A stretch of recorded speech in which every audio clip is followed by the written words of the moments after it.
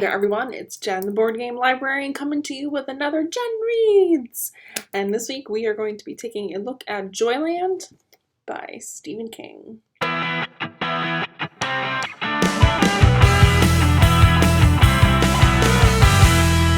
Joyland by Stephen King was published in 2012, and it's not really part of his normal fare. It's a thriller, noir, nostalgic story. This follows the summer of 1973, and our main character is Devin Jones. He's a University of New Hampshire student, and he's been somewhat recently unlucky in love, and he's looking to make a change with his life and get away a little bit. So he ends up down at Joyland, an amusement park down in North Carolina. Kind of a Knott's Berry Farm or a Six Flags, but not as good or nice as one of those. And he ends up working a bunch of rides. He ends up working like basically a character costume as well. So at Joyland, there's been tragedy within the last 20 years where a young woman had been murdered on one of the rides, the indoor dark horror ride. And there's been reports of people who have seen Linda Gray out and about and around, and they're kind of, not a spooky overall thing. But that is one of the main overarching storylines. What happened to Linda Gray? Who is her murderer? Are there other people this amusement park killer has also murdered? And that kind of comes to an end, culmination at the end. This really is a coming-of-age story. It's very nostalgic. If you're a theme park enthusiast like we are in our house, this was a really fun read. Now I'll admit, and I'm going to get so much internet flack over this, I am a librarian, and this is my first Stephen King novel. Oh, goodness. I know. My husband is a big fan of Stephen King, reads some of his books, not all of them, but I have avoided him for a really long time. I think I'm not a huge horror fan, and I don't necessarily like to be super scared reading. Although as a kid, I loved Goosebumps. I loved those more tales from the blah blah blah series. And I guess, I don't know, I outgrew it, didn't want to do it anymore. So I was a little apprehensive with this book coming in. I thought it was going to be super scary, and it's not. So if you've avoided Stephen King for a little while because of that, this might be right up your alley. It's along the vein of his other books that aren't scary, like Green Mile, Shawshank Redemption, like that.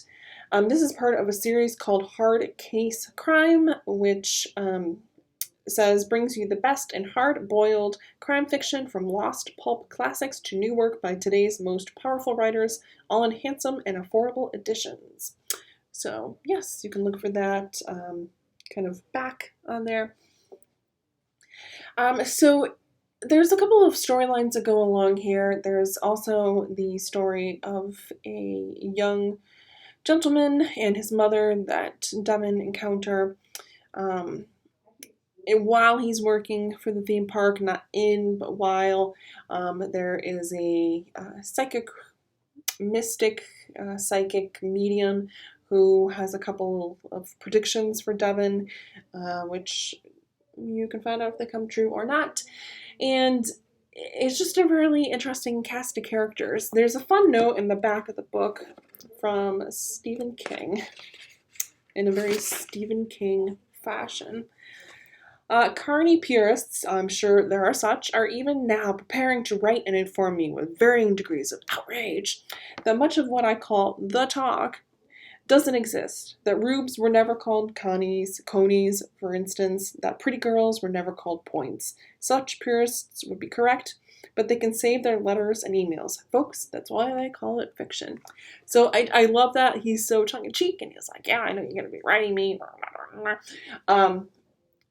Because when I've interviewed authors, I say to authors, there's always that one person out there who knows exactly how long it takes for you to get from the Dairy Queen on one side of town all the way to the Kohl's. People know that, and they're so ready to call you out. But again, it's fiction. So I Love the cover on this just because it has that pulpy noir um, feeling to it that the book really does too. There's some one of the characters has some librarian skills that they use. Of course, I loved that. Um, but it really quite pleasant. More mystery, of course, like I said, but really a coming of age story. So quite enjoyable.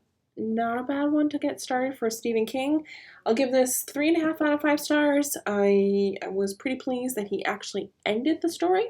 King has such a bad reputation for not being able to finish his stories. This I thought was great. Really succinct, pulled all the things together story, and I was happy.